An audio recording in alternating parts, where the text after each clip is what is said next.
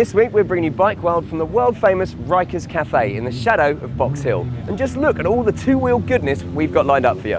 Sad times ahead as I bid farewell to my faithful long-term bike, the Victory Hammer S, and what an impression it's made. But it's alright, because I've got a new toy to play with, the Kawasaki Z800. Plus Susie heads to London to check out the latest in custom bikes. But first, it's time for an all-new part of the show which has a good look at the world of touring.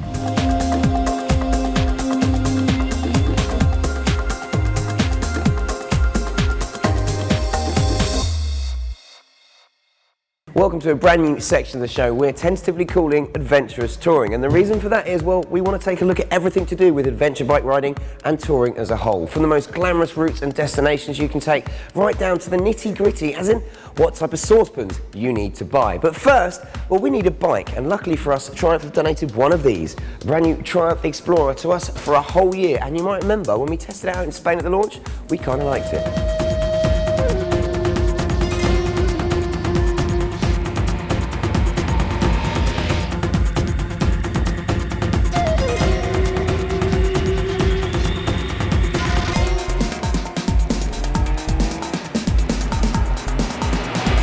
Now, to give this bike the toughest test imaginable, we're going to use it as our camera bike. And as you can imagine, that means not only does it need to be stable enough to film off while riding, it needs to carry all the gear in the back, from camera equipment to Susie's hairbrush and, well, my constant supply of coffee. Plus, it needs to be fast enough to keep up with the plethora of bikes, from sports bikes to nakeds to everything that we ride here at Bike World. Now, an important aspect of any touring bike is its ability to let you carry all your gear with you. And for us, this is even more important because it's very expensive recording, audio and video equipment. So we not only need to take it with us, but we need to keep it dry and well protected at the same time. So for our first in our features of turning this Explorer into the ultimate adventure touring machine, we've come to get some luggage fitted. So here we are in my natural environment, the workshop. Not really fooling anyone there, but luckily for me we've got Jim who's going to be fitting the parts for us, so I'll leave him to it. Now, there's a number of different options when it comes to choosing luggage for your Explorer. There's a really nice set of boxes that Givy do, plus I think everyone on the planet is familiar with the Touratech Ziga kit, which Messrs Borman and McGregor made famous on the long way round stroke down type thing. Ooh. But we've gone with Triumph's bespoke set of luggage, and here's why. First up then is the storage capacity. You've got a combined 97 litres worth of it in the top box and the panniers. Secondly, floating pannier system. The side boxes are designed to actually move along with the bike and the top box while it's cornering, and this allows you to take corners safer and at a higher speed, which is great for when you do what we do on a daily basis. If that wasn't enough, there's also a plug socket in there completely powered by the bike. Now that makes a huge difference for us. Say if we have to pull over at the side of the road in the middle of nowhere in the deepest, darkest region of Andalusia in Spain, we can actually plug our cameras in, recharge them, get out the laptop, check any footage that we have got, and that's a massive plus. Add to the fact that they are waterproof and pretty rugged, and it's a trick piece of kit.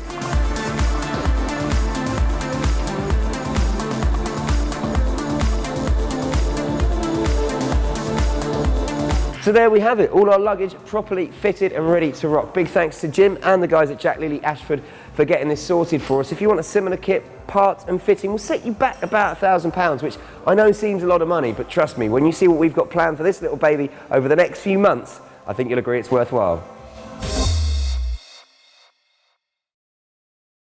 I've been invited to Untitled Motorcycles in a very trendy part of London to meet a very trendy person. That's why Luke's not here.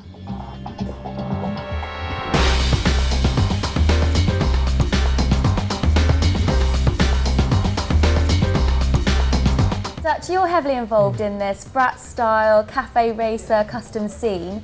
What exactly is this scene? It's a bit hard to explain, so I'll do my best, but I think the people on the scene don't necessarily think of themselves as being on one scene, but they are united by a lot of common ground, and it's the same common ground that's been going for decades. It's always been about taking your bike and making the best of it, and making it faster and lighter and better and cooler. And you know, and in the cafe racer scene in the 60s, it was about, you know, making your bike go fast and stripping heavy things off and putting drop handlebars on, and that's the traditional Ace cafe scene. And then, you know, in the kind of 70s and 80s, you know, there was the street fighter scene, and there were all kinds of other scenes where people were doing the same thing, exactly the same idea, take stuff off that doesn't work, throw it away. And now the scene has kind of turned back on itself, and a cafe racer, custom brat hybrid scene has kind of come out of all of that. And I think it's where you're making the most of what you've got. It's not about how deep your pockets are or how much money you've got. It's about making the most of your bike, making it a reflection of you and your personality. And people have seized on the cafe racer idea of simplicity. And the Brat style is just another version of that. So people know a cafe racer is about kind of drop handlebars and that kind of cafe look and the little single seat. And the Brat style was invented by a guy in Japan, in Tokyo, who had a shop called Brat. I think it's called Brat style. I think it's still around. And it was really low at the back, bench seat, and kind of low Renthal motocross style handlebars on an older kind of 70s bike. You'll see crosses between the two different styles. You'll see a cafe racer sort of handlebar setup with drop bars on a bench Brat style seat, or you'll see a cafe racer scoop seat with Brat style flat handlebars. There's not really one defining thing because everybody's mixing and matching, and people might be modifying something quite modern.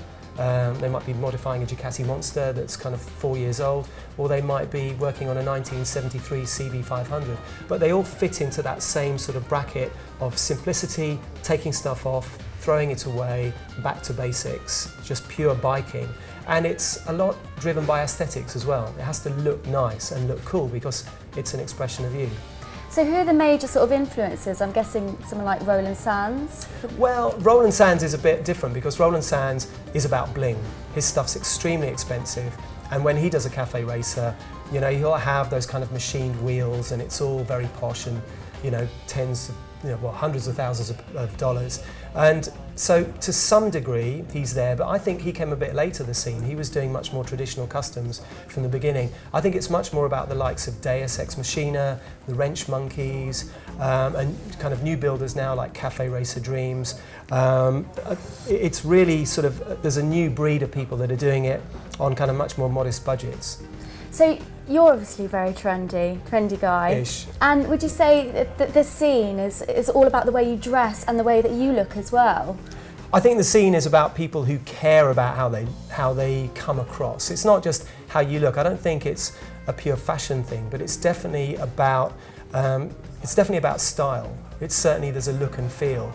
The interesting thing for me was when I meet people who are riding the kind of bikes I like, you'll quite often find that they're creatives or photographers or work in media or they're web designers, or there's a kind of group, or if they're not, if they're in a different kind of business, they like that kind of thing. There's a lot of common ground that isn't bikes, and I think it's aesthetics. People like nice aesthetics, so it might be reflected in how they dress or what shoes they buy, or it might not, but it might be reflected in the fact that they like a certain kind of car, or there's a lot of people that like Apple products. I mean, there's a kind of, I think it's a lot bigger than just bikes. You'll find that it's united by a lot of other things.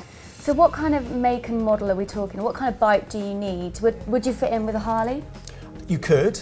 It's what you do to your bike. I think you can pretty much have almost any bike and you can make it fit into the Cafe Brat custom scene. As long as what you do is making it better and simpler and usually more understated. It's not about bling. It's not about high performance, it's about practical fun, rideability and simplicity. And you're not keen on chrome either, are you? Is that a personal thing or is that? I think chrome has its place. Okay. If chrome is protecting the metalwork and it looks good, then that's fine.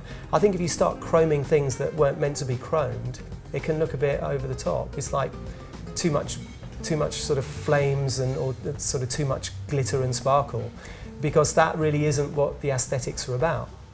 Now in London, this scene is really noticeable, but I haven't really seen it throughout the UK. I mean, you said it's massive in Europe, didn't you, throughout Europe, but how big is it? Is it kind of merging in the UK? I think in the UK it's merging really fast right now. I think last year it kept really sort of popped its head up. You've got builders like Untitled Motorcycles, who are based out of this garage, and Spirit of the 70s really making a splash and being really noticed, picked up by all the kind of the international online press like Pipeburn, Iron and Air and Bike Exit. So their bikes are being exhibited and then they're appearing in MCN and in all the other bike magazines. So people are starting to notice that scene.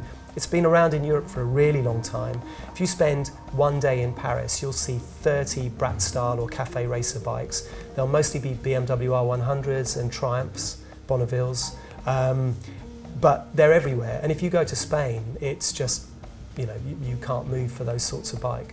So what bike have you got? At the moment I've got a Ducati Paul Smart replica, and it's almost the right bike. In a weird way it's not quite the right bike.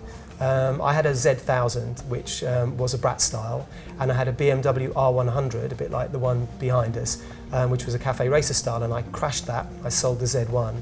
The Paul Smart I've got is a replica of the 1972 race-winning bike built by Ducati, and it's kind of, in some ways, it's a bit too standard because it's a rather nice bike and I don't want to kind of mess around with it too much. But yeah, it's a cafe racer. Are you actually a builder as well then? You don't have to be a custom builder to be involved in this scene, do you? Or do you? No, you definitely don't. I'm a tinkerer. I've done a lot of things to my own bikes and built my own seats and chopped bits off and put on indicators and lights and changed things and put my own fairings on, and I've painted things. I wouldn't call myself a builder, or certainly not an engineer, and I'm not going to get inside the bike, and I don't really want to mess around with brakes and suspension in case I get it wrong. I think the thing that I quite like is the shed building side of it though, that people will do. They'll do as much as they can, and then when they really need a pro, they'll wheel it into a shop for a specific job and then wheel it back out again.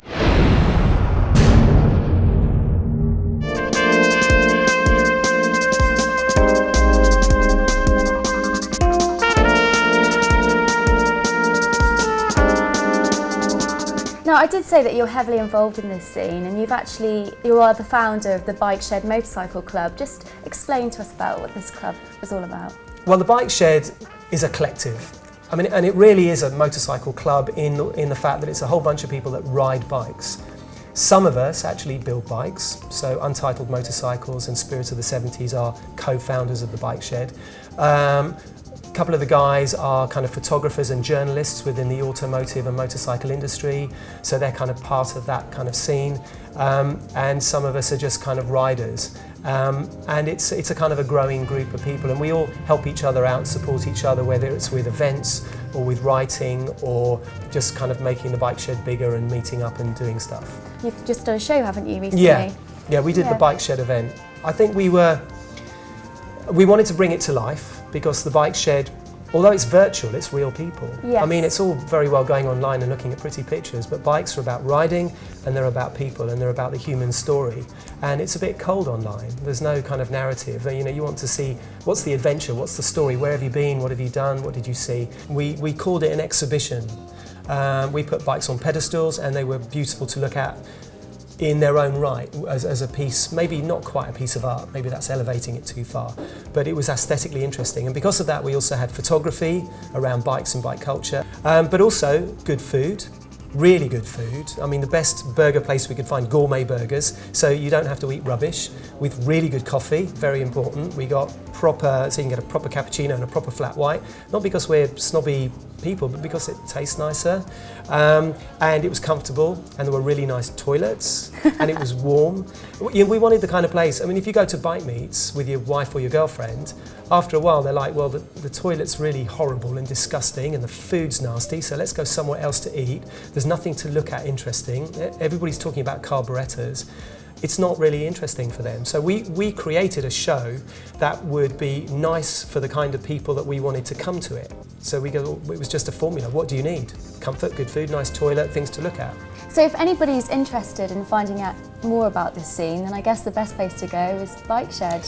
The Bike Shed website is I suppose the hub of it, because all the latest builders, all the new stuff, all the shed builders who've built really great bikes, they're all on there. It's also got the calendars on there, so it says which events we're either supporting or going to or putting on.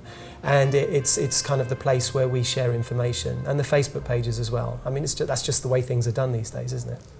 So from a trendy part of North London to a little slice of America here in the UK. We've got the Smith & Wesson Bar and Grill behind us. I've got some little American flags to wave around excitingly, and I kid you not that there is a trailer park over yonder. And the reason we've gone all 4th of July on you is quite simple. It's time to bid farewell to a dear friend and colleague here at Bike World, and in fact my long-term test bike for the last year, the American Victory Hammer S.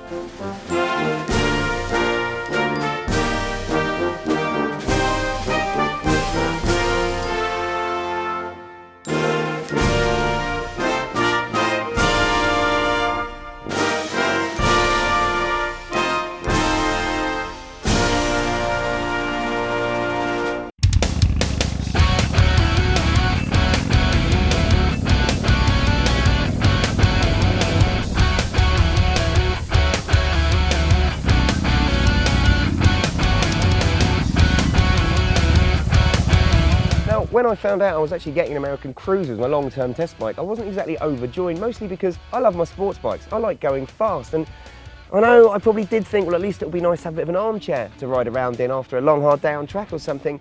I must admit, my heart wasn't exactly a beat. But when that Cruiser produces over 90 brake horsepower and 113 pound-foot of torque and nicely fits into that muscle cruiser category along with the Harley-Davidson V-Rod, the Thunderbird Storm and a few other choice cruisers, well, to be honest with you, that puts a grin on my face. Now, like most Americans, she may not exactly be refined, but I think that's almost a strong point in this case. She's the kind of bike that Isambard Kingdom Brunel would have designed. The engineering is strong and sturdy, and that's kind of reassuring when you are putting that amount of power and torque through the drivetrain. And unlike most Americans, she can actually handle the twisty bits quite well. I know in America it's always straight road followed by a sharp corner, but honestly, Victory have engineered a chassis there that, despite that 240mm back tyre, once you start getting it leaned over, really flows through the nice twisty bits.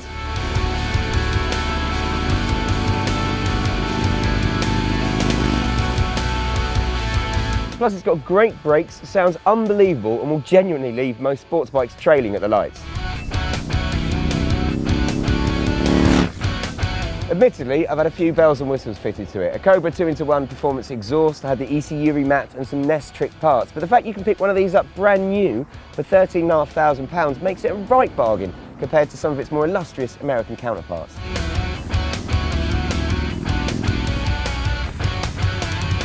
Now, while I'm genuinely gutted to see it go, there is a very good reason for its departure, and that is to free me up to ride all the best new bikes for 2013 here in the UK and give you my thoughts right here on Bike World. So, while it is goodbye to the lovely Victory Hammer S, it's time to say hello to my new steed and first one of the summer, the Kawasaki Z800.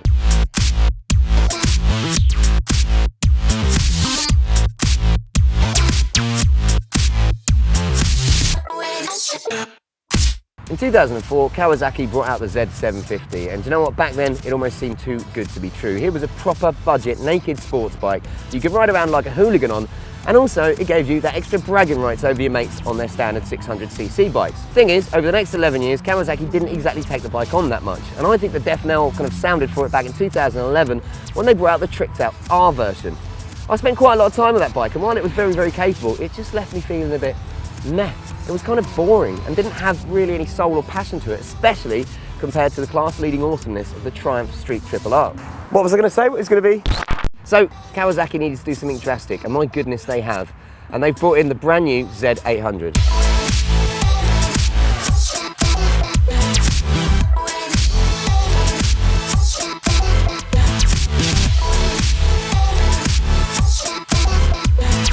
Now, the new bike is so different to the old Z750R, it's unreal. When I first found out that my first bike of the kind of riding summer was going to be a Z800, I was like, oh great, that'll be, well, I suppose it'll be a nice easy way to get back into it after the Hammer. But you know what? It has been unreal. It has surpassed every expectation I could have of the bike. So how did Quacker do it? So did they make it lighter? Well, actually no, it's 5 kilograms heavier than the old Z750R, and it weighs in at 229 kilograms wet, which is a very heavy bike. But the unbelievable thing is when you're riding it, I mean, apart from at very, very low speeds, you really don't notice it. It's not quite as light and flickable as the Street Triple R, which I think is probably the best handling bike on the road, but it's really not that far off it. And all that added extra weight actually makes the bike incredibly stable. Honestly, I can't tell you how much fun I've had taking these things around corners. I have not been able to get off the bike. I think that's the thing that shocked me the most. It's just the balance of the bike. There's no trick or fancy suspension on there. Yeah, you've got KYB forks and the rear shock and a slight amount of adjustment, but they're not fully adjustable and you don't need it. The factory have just got the chassis on this bike set up so perfectly for a rider like me. Obviously, the biggest change is the engine. They've increased capacity up to 806cc and they've given it an extra 6 brake horsepower. Now, that may not sound a huge amount, 111 brake horsepower on a 229 kilo bike, but it's the way in which this new engine delivers the power. It gives you so much pulling power coming out of the corners, even really low down in the gears. You can see how they want you to ride this bike, and the clue should also be in the fact that it redlines at 10,500 RPM. This is one torquey beast. Stopping really isn't an issue for this rather lardy beast either, thanks to Nissin uprated brakes, but my slight gripe is the fact that they have brought out an ABS version for an extra £500 in Japan, and it's probably not going to see the light of day over here. I mean, realistically, apart from the fact that it feels a bit bigger, The only other bike on the road, as I've already mentioned, that it handles like is the Street Triple R from Triumph, which is the class leading bike and obviously is the reason why Kawasaki have made the Z800. Looks wise, she definitely looks like a meaner beast. She's got a new headlight and a new nose fairing, and they just give it a slightly more aggressive angle. Plus, there's loads of new parts on the bike, from tank to belly pan, but it's the little things that I really like on this. I love the new clocks. The way the rev counter kind of surges up like a volume on a graphic equalizer is incredible. Plus, little touches. The under-seat lights, for instance, spell out 2 Zs, and if you actually look at the seat really closely, the patterning detail on it is all little tiny Zs. Quite nice, and obviously a little bit of an homage to the marque itself, celebrating 40 years. I think it's a balance it strikes between being smooth and being downright irresponsible. I think the biggest compliment I can give this bike is that I've not been able to stop riding it, even though I've had a Ducati Hyper Motard sitting next to it in the garage. Genuinely, out of the two, I'll take the Z800 every day.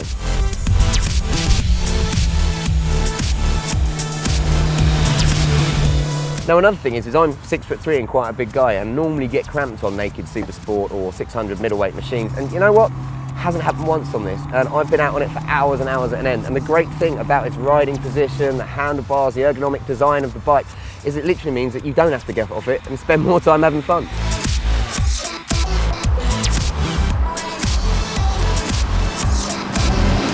So how about the cost? Well, it's $7,499. That makes it quite a bit less than the FZ8 from Yamaha, about on a par with the Suzuki GSR 750, which is his far superior bike. But it's considerably more than the standard Street Triple, but £200 less than the Street Triple R. So that brings me to the big question. Would I buy it over Triumph's new Street Triple R? Now that's a tricky one, okay? The Z800 is 40 kilograms more, and that seems like a bit of a heifer compared to the Street Triple, and I only spent a couple of days riding that out on its launch. So I'm gonna reserve complete judgment. At the moment, I'm kind of leaning towards the Triumph until I get it in a few weeks' time, and I'll be able to do a much more in-depth comparison. But the great thing is for the Z800, honestly, it surpasses all of its Japanese rivals quite easily, and it's been one of the biggest surprises I've ridden in ages. So that's it for this week's show from Riker's Cafe here in the shadow of Box Hill. Don't forget you can like our Facebook page and follow us on Twitter for updates in the meantime, plus set your reminders because the next episode will be landing at 9 PM on Thursday, the 25th of July.